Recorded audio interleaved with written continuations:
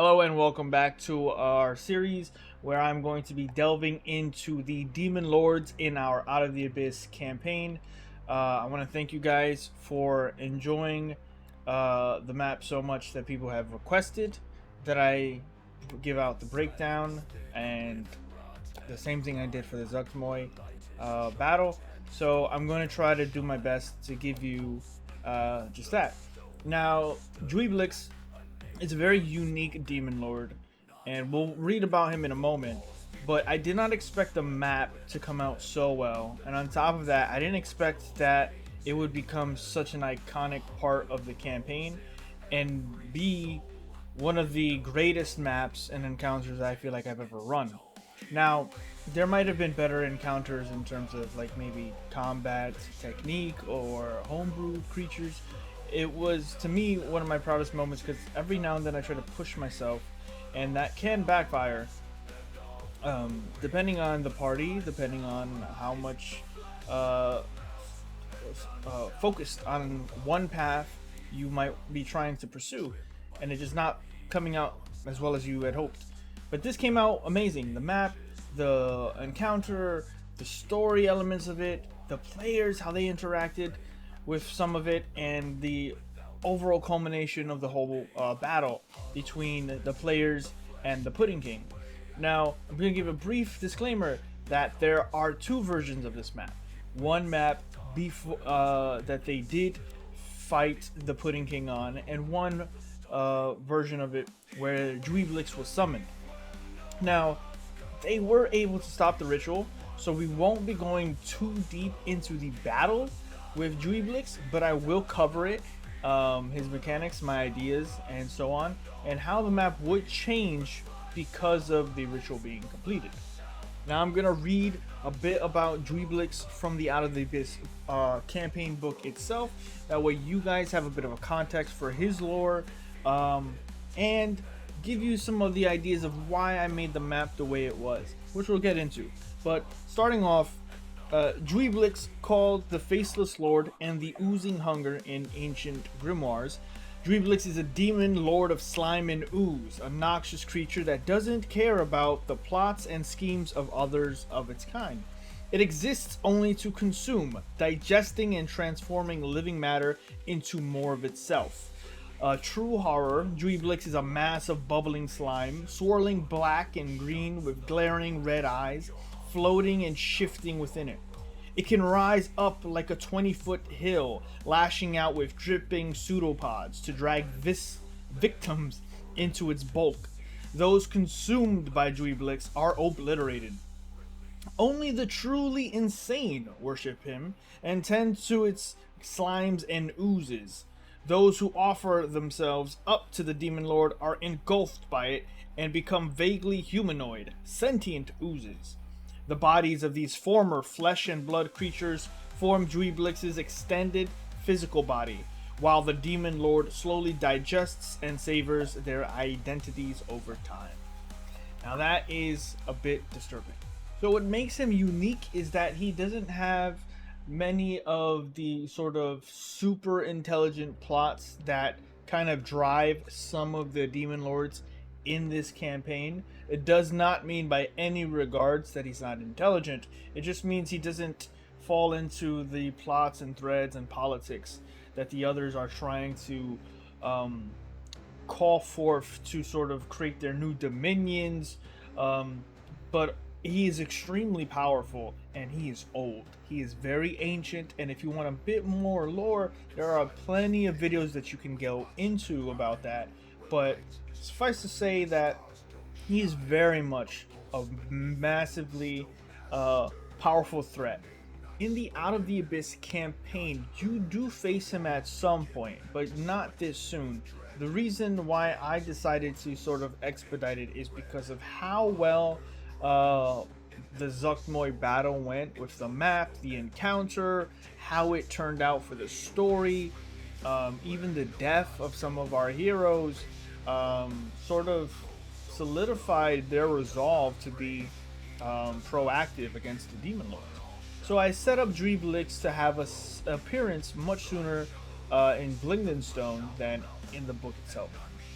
So for our chapter or arc in Blingdenstone, I decided that it would be interesting if the Pudding King were to attempt to summon Juiblex to Blingdenstone a bit earlier than in the chapters you actually face him. This would be an opportunity to give my characters one more shot at being proactive against the Demon Lords. It actually turned out pretty good. We spent a lot of time in Blingdenstone trying to leave, trying to do this and that, and I didn't try to make it much harder, but the dice just kept becoming a hassle for the players to the point where they decided that it was best to deal with the Pudding King now and potentially put a wrench in Juiblex's plans for the foreseeable future. The Pudding King had decided that he was going to enact this ritual of cleansing that would be powered by these 3 massive gemstones. He had given them to several of the guilds in order to draw power from them and then take them back when he was ready to enact the ritual. Skipping ahead, the players destroyed one of the gemstones, slayed a Medusa in the process, snuck into the palace of Blingdenstone where I created a mini dungeon for them to explore, and on top of that, a very full treasure vault long lost to the Deep Gnomes. When they were finally ready to face the Pudding King, it had been sent out through Magic Mouth that the NPCs that were friends and allies of the party were to be taken as hostages, and the ritual cleansing was going to be enacted. And that now finally brings us to our battle map. The battle map I tried to design with hostages in mind. I wanted cages where the NPCs would be held above pits of acid, sort of the theme of Juiblex and Blingdenstone so far, but I didn't want it to be just a battle map where they were the backgrounds like a Mortal Kombat arcade game and just shaking the cages as the players just did whatever they did with no consequences. I decided to make it a main theme of the map that there would be 4 cages with 4 NPCs in them. One of them was the player character Cleric, who could not play with us at that time, but overall it would give some urgency and one of my favorite mechanics, the moral imperative. What are you willing to do during battle other than just hit monsters with your weapons and cast magic spells? So when designing the battle map, I had some things locked in my mind. The 4 cages, the 4 NPCs, the pools of acid, and I just wanted to create something that reflected that. So I created the throne room of Blingdenstone to be just pools of acid that had eroded many of the stonework, but not so much that they couldn't traverse that more easily. I didn't want everything to be as accessible as it's just running across. I also didn't want to do a lot of difficult terrain. It didn't mean we didn't have any difficult terrain, but the purpose was to break up the movement of the players a bit and to have them make choices consistently. So aside from having pits of acid underneath the adventurers, I designed it to have a plethora of tokens and Easter eggs and treats that they could take advantage of, much like in the Juiblex, the zuggtmoy battle. But in the zuggtmoy battle, it was more environment. Here, I wanted things that they could touch, interact with, explode, or use against the Pudding King and potentially Juiblex himself. Now, I appreciate your patience. I'm not going to rant too much more about this. We're going to jump right into the battle map.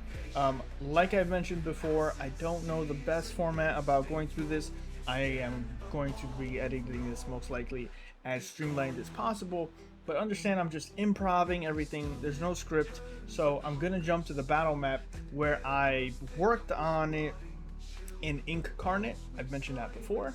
We're going to show you that, how it was designed. After that, we're going to jump to roll 20, where I will show you the token structure of how where the minions were, and more of the refined mechanics, because this is a more complicated battle than the zuggtmoy fight, where she didn't participate so much, but the monsters in this battle that I had designed reflected a lot of the background of the Pudding King and his friends, the slimes, that eventually he gave sort of titles or royalty to. So let's jump into the battle map. Okay, so welcome to the battle map. This is the throne room of Blingdenstone, and it took me a while to design. I'm glad I took time on the Monday after our session to start this, because it ended up being a whole week endeavor. Now, they would be entering from this southern entrance and seeing, in my opinion, I just wanted them to be separated initially, giving my villain, the Pudding King, enough time to monologue. I knew that I wanted that specifically, so the cages were the first priority, and they came out very good. I even have a time-lapse video that I'll be releasing to show you the whole breakdown of how I designed it. But the point was, I wanted each one over pits of acid, so I needed at least 4 of those. Then I knew I wanted to make an entrance that was separated, so I could, 1, give a bit of a monologue, but 2, sort of give them opportunity to decide which way they wanted to go. If they want to go for the NPCs on the east or the west, or head straight for what was going to be a veritable army of oozes. Now, whether I put too many oozes against them is a debate for another topic. A debate for another day. But, I think it came out really well. I started with this bottom left area. The coolant barrels, please ignore them for now. They were non-existent until the day of the game. I added those in later. But what I did here was, these cages I sort of connected with chains to a mechanism that I very obviously labeled lever. And this lever would just act as a release for the cage and bring out, give an opportunity for the NPCs to escape. Now, that being said, if the cage was already submerged, it wouldn't have been that useful. But it was important to give them opportunities to be rewarded if they acted early. Now, I was under the sort of idea that I wanted it to be a time thing. So I decided 4 rounds would be enough before they all started to get submerged. The Pudding King would declare and laugh and monologue, and then just say, drop them, and then the cages will slowly start to descend. That being said, maybe if you were to run something like this, you might want to give them more time, maybe an extra round, but I am so happy with how they played, because 4 rounds was just enough time, and them constantly winning by inches what made this so dramatic. And it was something that I'm gonna rewatch every now and then, just to pat myself on the back for sure. But like, I want to design the maps with bosses this dynamic and interactable when it is appropriate. Not all maps need to be this in depth, but this one I felt I wanted to, and I'm glad that I put so much time into it.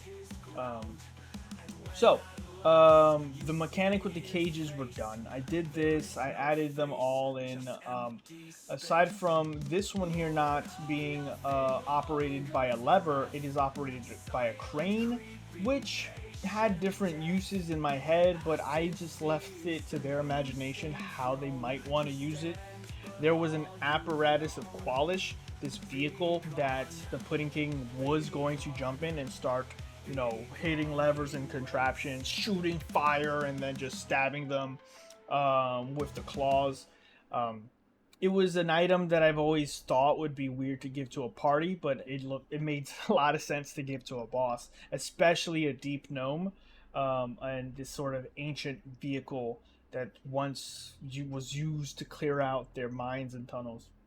Other smaller things that I added very early that got no use, but it's important to add them anyway. You never know when they're going to be something the players actually will think of. I added these wooden planks, maybe so they could lean out with them and an NPC could grab it, or who knows.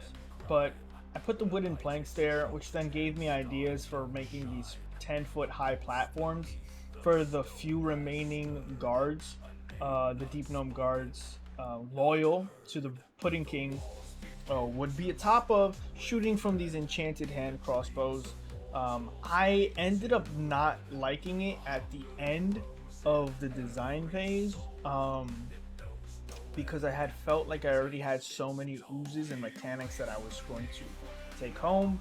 But they ended up being very powerful, being on those platforms, and very important with had a very important task that they took seriously, and mechanically, thematically, yeah, they were goats protecting the Pudding King, who ended up almost getting flanked by the Artificer on a flying carpet, and they just took out the Artificer. He fell straight down into the acid below, and it was a rescue save of just like epic proportions.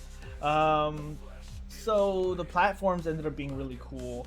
I add in a potion of healing on this table over here along with a map. The map was going to be something they could take, which would probably guide them towards the surface, but it could have been anything. There was an extra potion there if I felt like if things were going to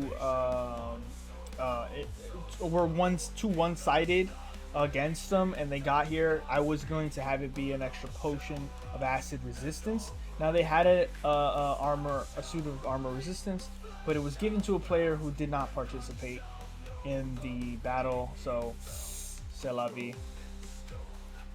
What else? I had these chairs and food put in just because I had Princess Ebenmeyer. I had some funny, quirky stuff that I thought would be cool with her, but there's just not enough time to get into that. We had these stone chairs, which were basically the previous council of Lindenstone. The round table in the center, now corroded by all this acid. I was very happy with how many acid sort of separations I was able to put into it, but I knew I wanted more, which is why I designed the second map. But overall, the Pudding King was trying to attempt the ritual of cleansing, despite the fact that the party had taken down one of the gemstones. He was trying to create an alternate power source by funneling magic and the acid, a whole bunch of weird stuff that didn't really need to be explained. And he was trying to do it. Whether it was going to succeed or not was going to end on a dice roll, but the players were very adamant about making sure it didn't happen. But it went well. They took they took it serious, and there were some heart-wrenching moments in this battle that I'm very happy with, and I don't think I could have accomplished if I didn't put so much effort into the map. So I'm just gonna say it as I'm very proud of them and how it went, and I'm glad it was recorded, streamed live, made it just that more real. So this is the throne room. This is the map of the Pudding King. Why are we here if there's no map for Juiblex? Well, we do have one, as mentioned before, and I'm going to get into that right now. Behold my stuff.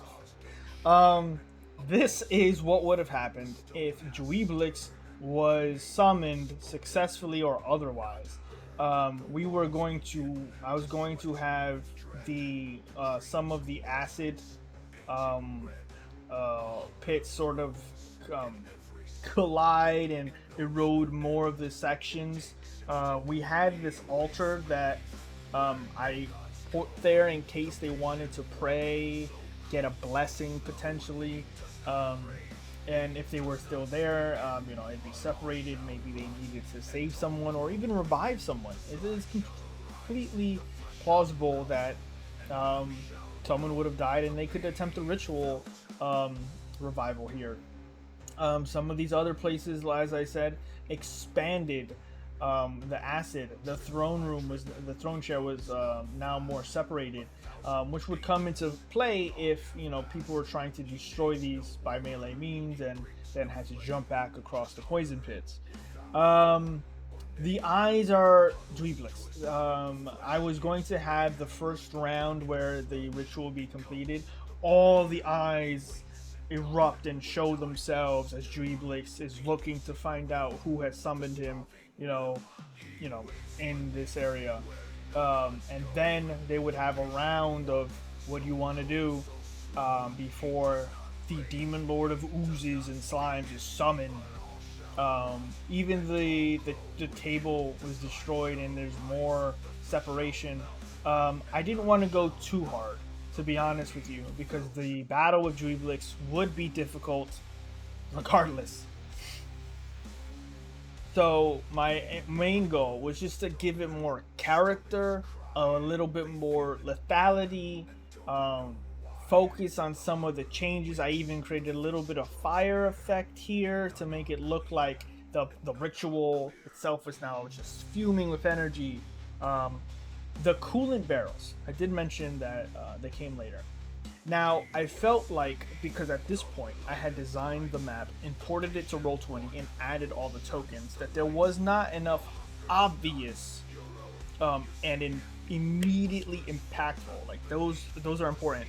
Just those two come together, because like it just needed to be seen that it was useful and have a massive impact, in case things got to that point where they didn't want to take a chance on something that might not work. So the coolant barrels came in so that way these apparatuses that he was working on wouldn't overheat and explode.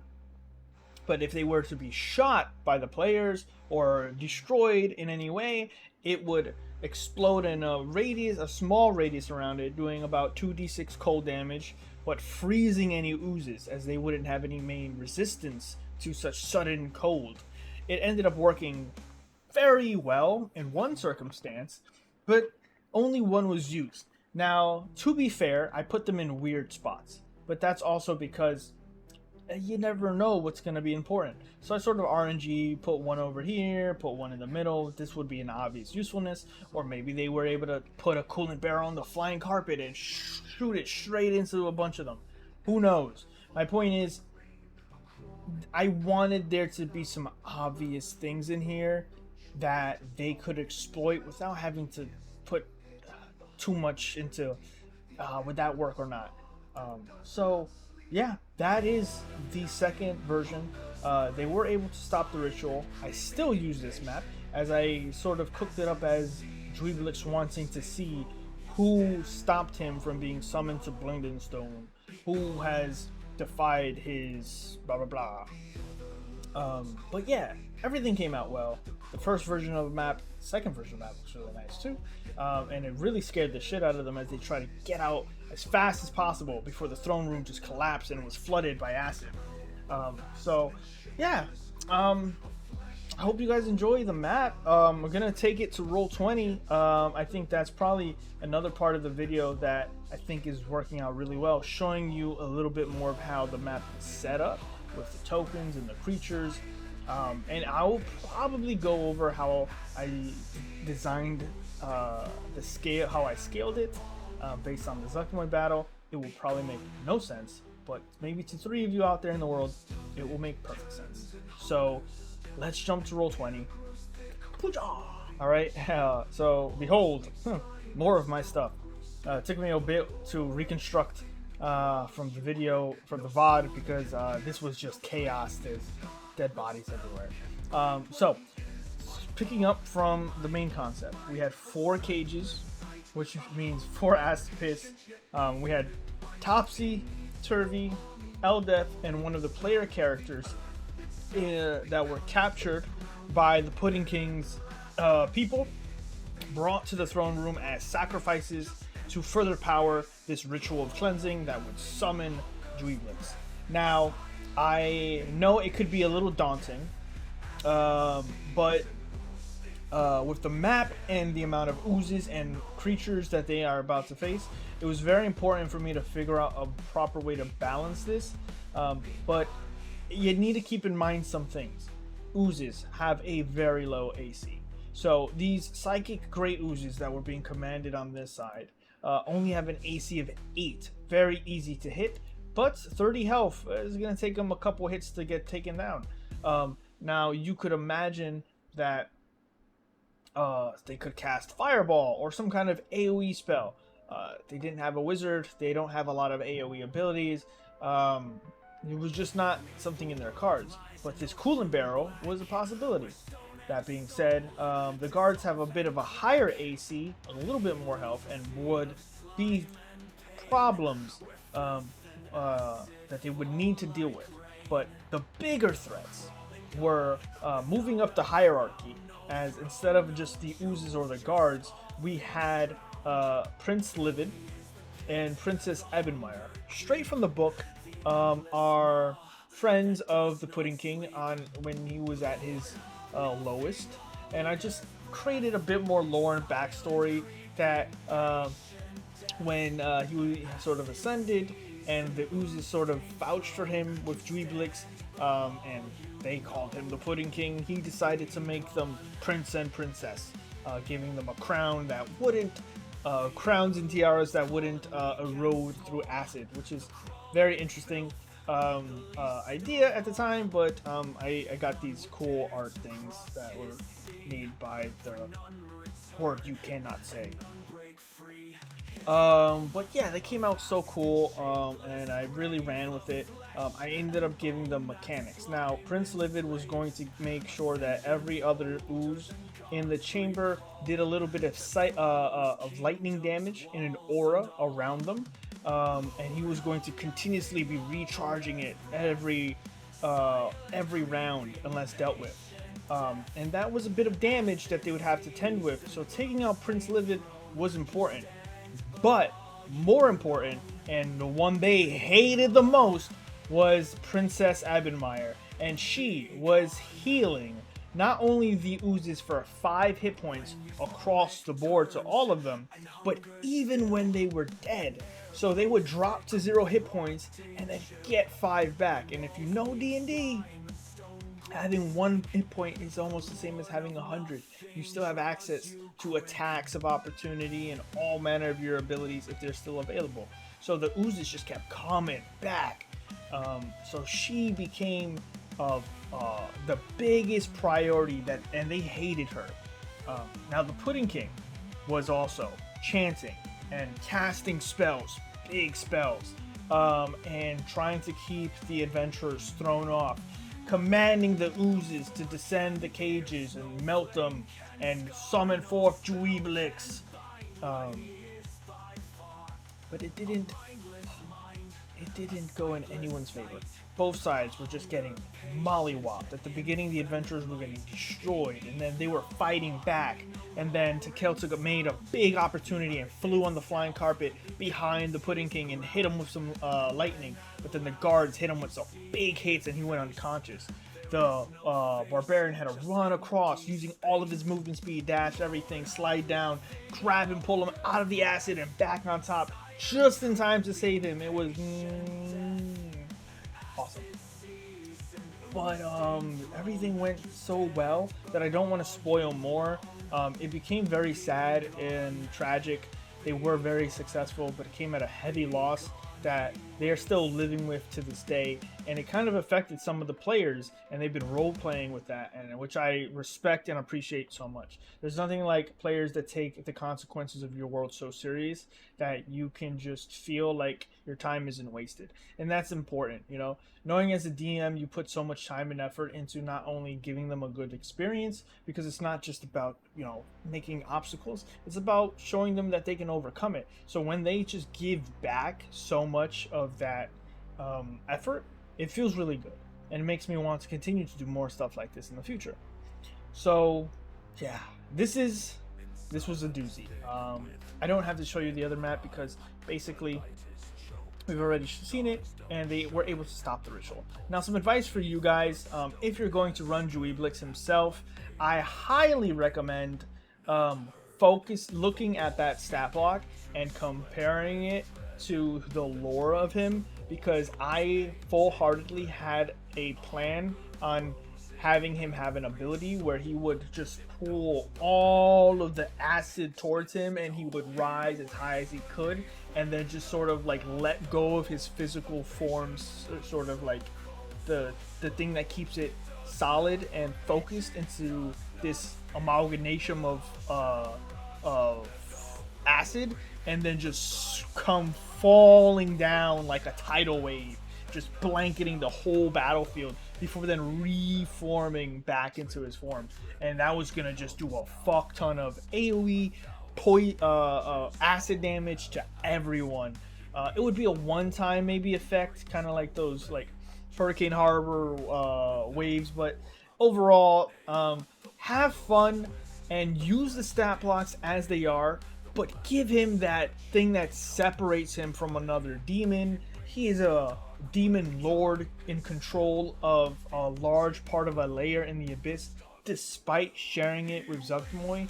Few dare attempt to go against him. And yeah, so I hope you enjoyed our time together. I hope it didn't run too long. I hope I spoke fast enough, condensed it into a way where you can enjoy it. If you want the map, it is a bit hard for me to part with. I have given out a lot of our maps for free on Reddit and other places for people to use and stuff.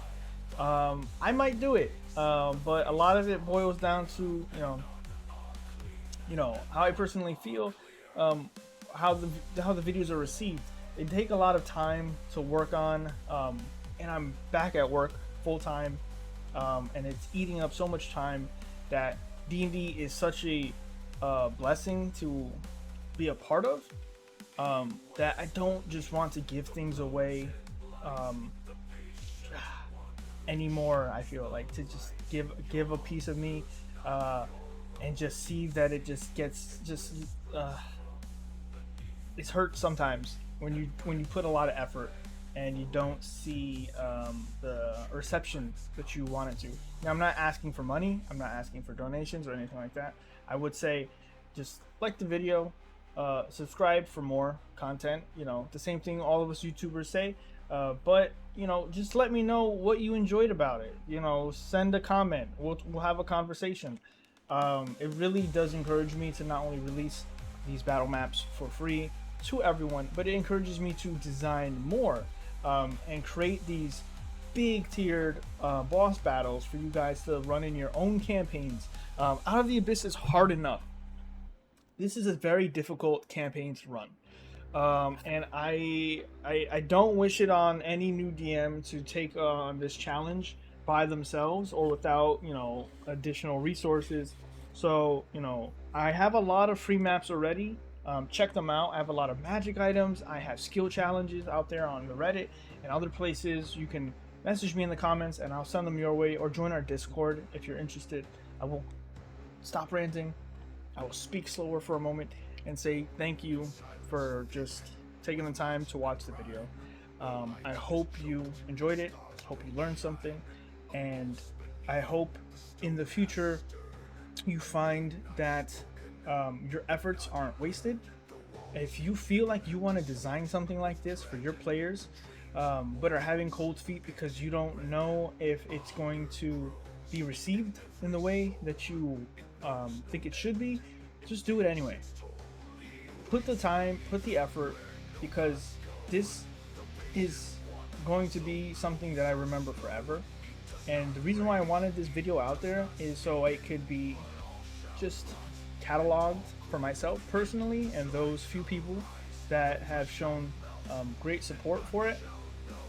You never know who's going to be the one that benefits from it the most. So take a chance. You might find some new friends out there, and you might get inspired to push yourself further than you thought possible.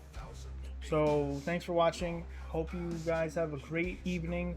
Look forward to our future content, along with the continuation of this series, as I don't know what Demon Lord we are going to be going up against. I have absolutely no idea, but I'm very confident that I'm going to make it as memorable and as dynamic as possible. Have a good night, and we'll see you in the next one. Peace.